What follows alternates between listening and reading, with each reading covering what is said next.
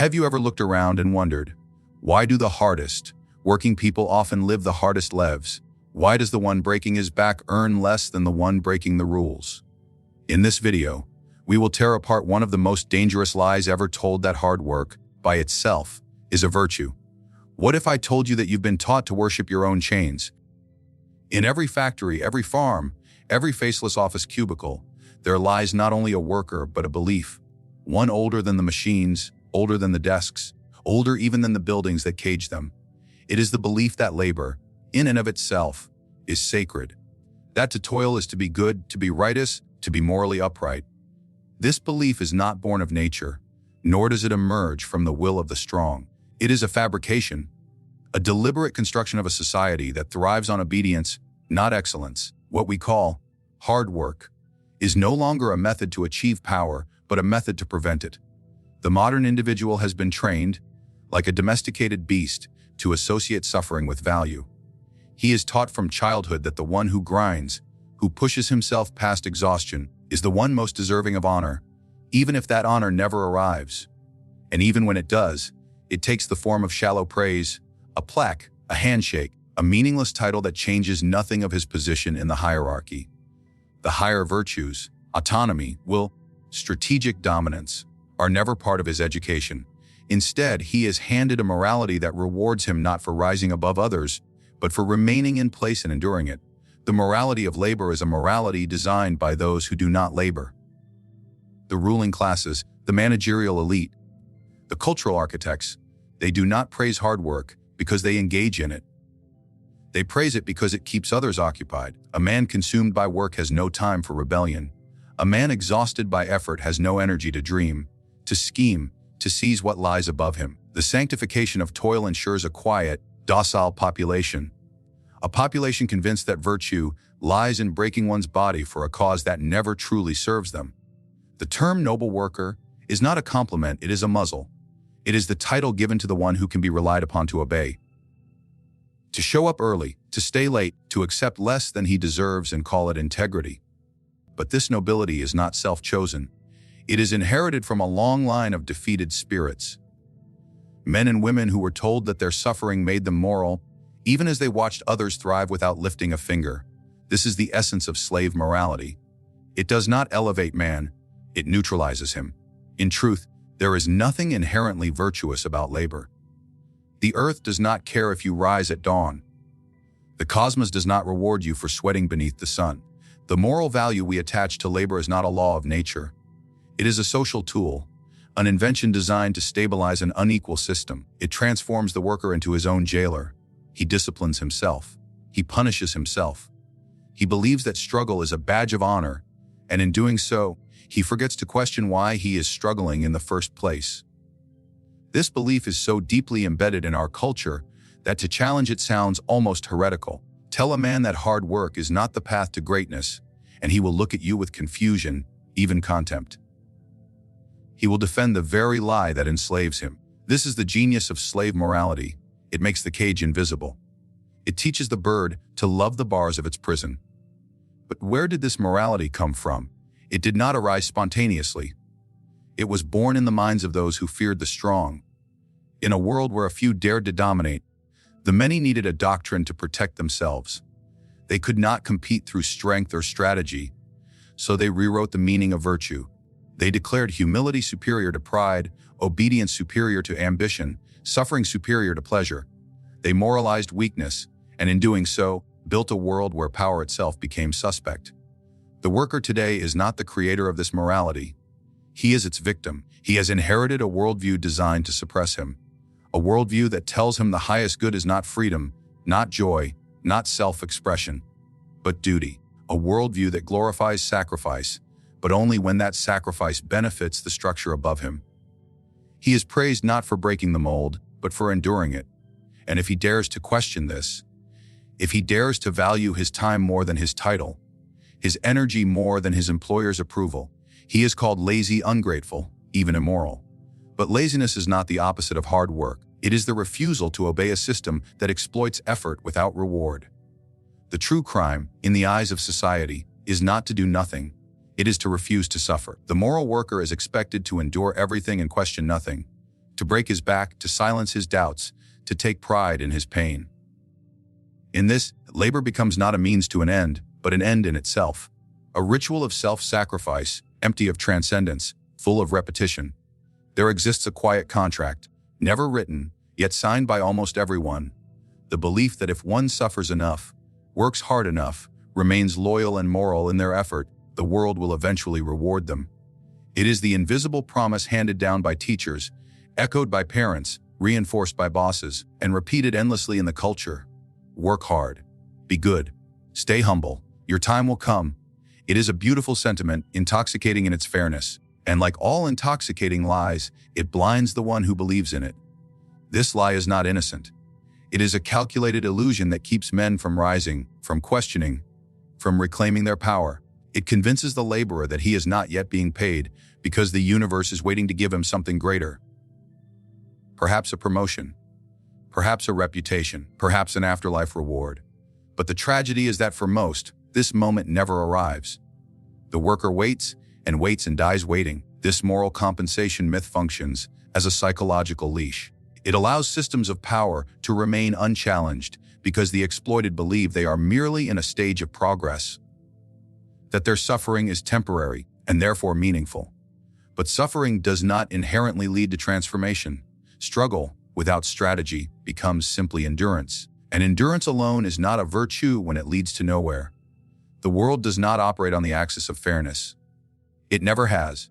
The market does not reward the kindest man. The throne does not go to the most obedient. Wealth is not the product of morality but of leverage, of positioning, manipulation, timing, risk. Yet the moral laborer is told otherwise. He is led to believe that every drop of sweat is building a future fortune, that every hour of unpaid overtime is an investment in his destiny.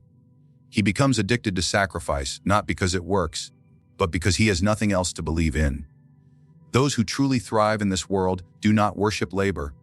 They command it. They do not place virtue in exhaustion. They place virtue in outcome. They understand that effort without return is not noble. It is foolish. And they design systems where others believe that working harder is the answer, while they themselves move silently through back doors, manipulating the outcomes without ever lifting a finger. This lie of compensation is most dangerous because it wears the mask of hope. It seduces the poor man into continuing his toil, believing he is building his future, when in fact he is maintaining someone else's present. It tells the overworked mother that one day her children will thank her, even as her body breaks down from the constant labor. It tells the burned out employee that if he just pushes a little harder, the boss will finally see his value, even though the company sees him only as a tool. Morality, when fused with labor, becomes a form of seduction.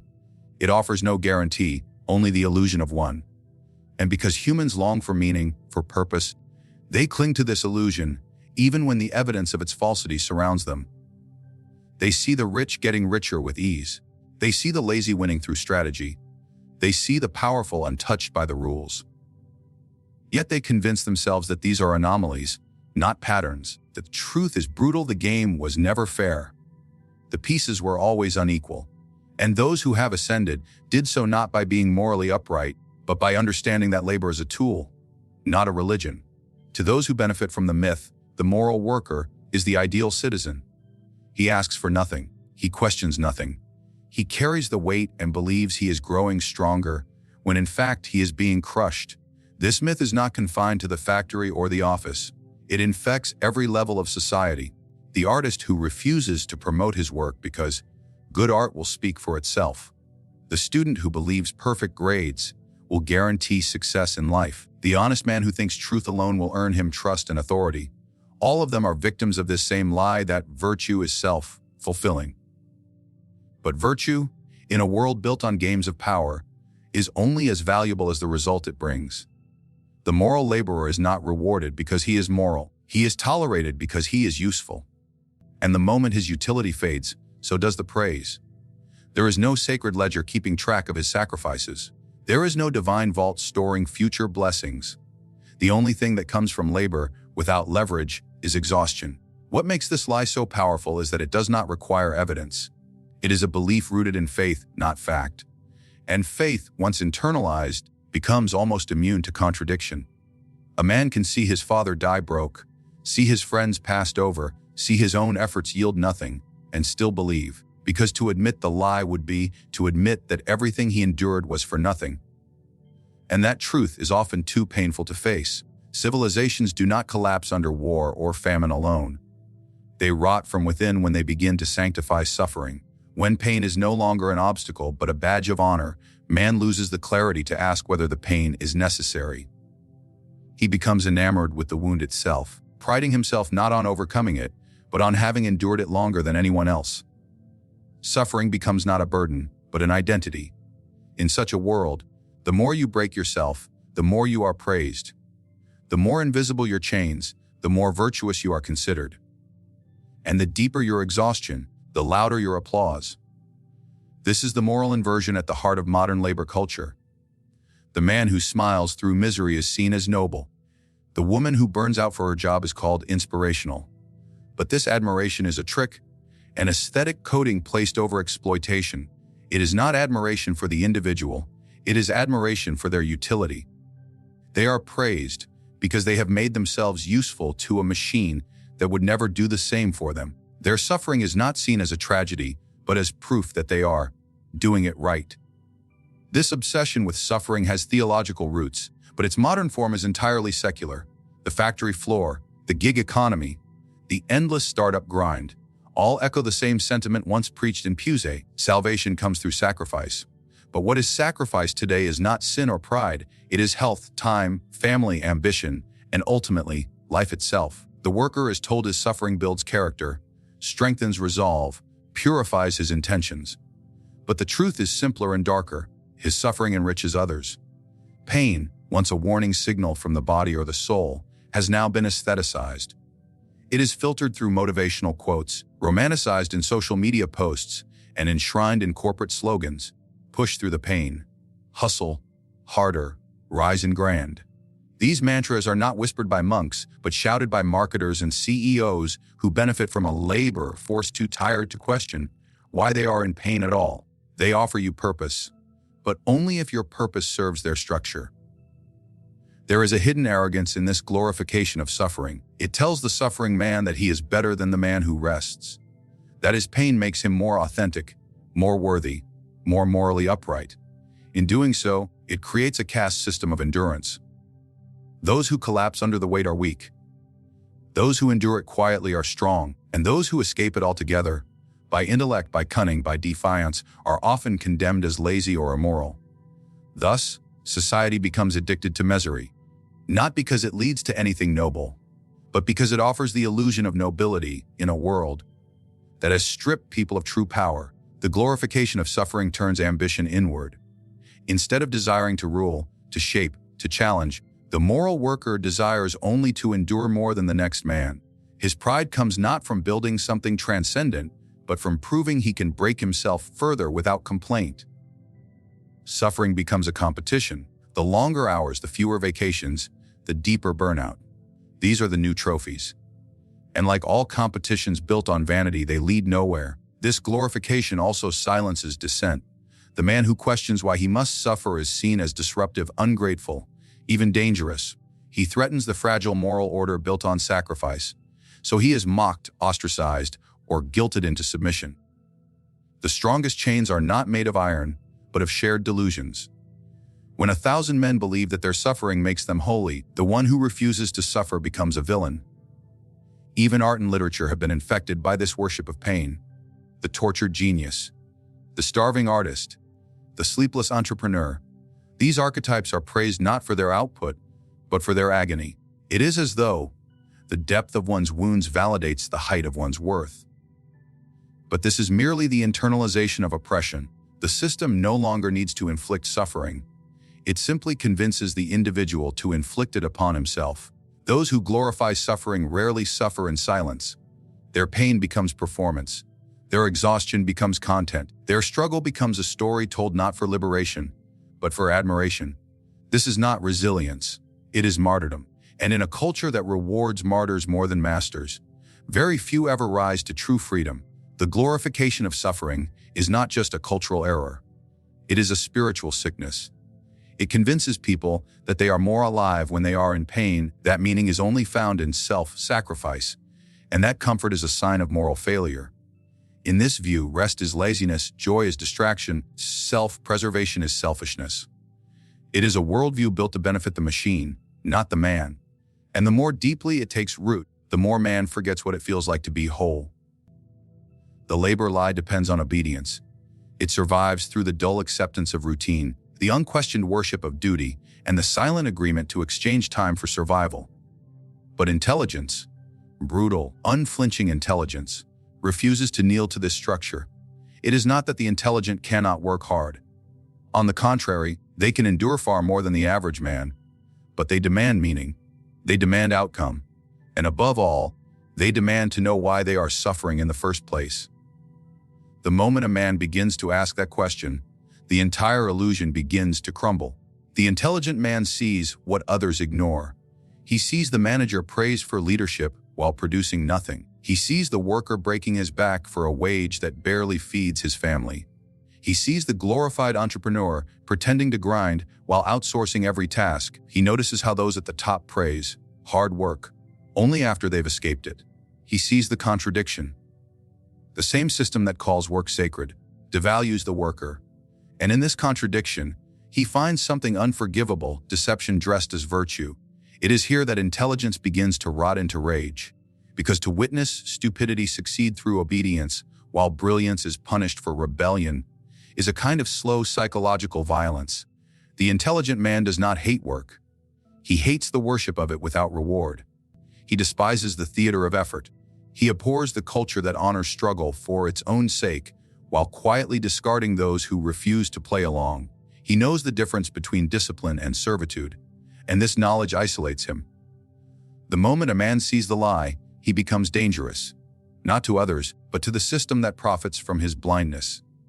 The intelligent worker who begins to think, to question, to challenge the moral narrative of labor, is not pranished. He is told he is difficult, not a team player, arrogant, ungrateful. Why? Because his presence threatens the fragile order that holds the obedient together.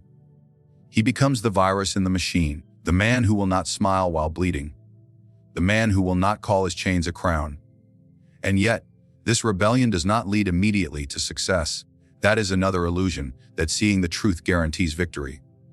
Often it only guarantees suffering of a different kind: isolation, frustration, endless friction with the world around him.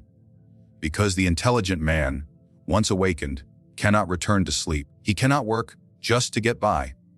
He cannot suffer in silence while others celebrate their captivity. He seeks freedom, but not in the abstract. He seeks leverage, control, sovereignty over his own hours, his own mind, his own life. But the path to such freedom is not paved. It must be carved out with blood and clarity. The intelligent man must unlearn everything he was taught about labor. He must understand that moral effort is not rewarded. Only strategic action is. He must recognize that merit is often a myth. That value is not created by effort alone, but by perception, negotiation, and ruthlessness. He must become, in the eyes of the world, less good to become truly free. This creates a terrible choice: remain a moral laborer and be praised for your humility while your spirit dies, or become a ruthless strategist and be hated for your clarity while your life becomes your own. The intelligent man often wavers here. He still clings to fragments of the old morality. He wants to be both respected and free. But he learns, sooner or later, that in a world governed by manipulation, to be respected by fools is a curse. And so he withdraws, not from life, but from its false rituals. He stops attending the ceremonies of toil. He stops bowing to the priests of productivity. He becomes invisible to the system that once fed on his hope. In this disappearance, something else emerges. He begins to build. Not in the way he was taught, but in the way that matters. He builds systems, income, power, perspective. He stops selling hours and starts controlling outcomes. He does less and gains more. He breaks the sacred contract, and for this, he becomes truly feared. Because once a man proves that he can live well without playing by the moral labor code, he exposes the game. His very existence is an indictment. He no longer argues with the system. He makes it irrelevant. And in doing so, he becomes a symbol. Even if he never speaks, others see him and begin to wonder. They begin to ask. They begin to refuse. This is the true rebellion of intelligence. Not loud revolt, but quiet rejection. Not the storming of castles, but the silent building of new kingdoms. Intelligence does not beg the world to be fair. It simply stops pretending that it is. It abandons the altar of work for work's sake and begins to sculpt a life that makes sense. A life that rewards clarity, not compliance. A life where the mind is not enslaved by the rituals of effort, but liberated by the elegance of strategy. A life that is designed, not endured. The world does not reward labor, it rewards leverage. The narrative that hard work alone leads to success is a myth crafted by those who benefit from your obedience. The moral laborer is praised only as long as he remains useful. The moment he questions, the moment he demands more than survival, the moment he sees through the illusion, he is cast out, not because he is wrong, but because he is right in a world built on beautiful lies. The man who suffers with pride is celebrated, while the man who escapes suffering with intelligence is condemned. This is not morality, it is manipulation. A society addicted to the virtue of pain will always despise those who find a way out of it. But the escape is real. It does not lie in more hours, more effort, or more sacrifice. It lies in unlearning the worship of toil. It lies in reclaiming your time, your thoughts, and your freedom from the altar of moral labor. You were not born to die beneath a fluorescent light, trading decades for scraps. You were not put here to prove your worth through exhaustion. You were born to create, to dominate, to design life on your terms, not to survive within someone else's blueprint. And the moment you stop kneeling to the false gods of effort, you begin to rise, not in rebellion, but in reality. Because in the end, it is not the hardest worker who wins. It is the clearest thinker, the one who sees that the true war is not fought with sweat, but with vision.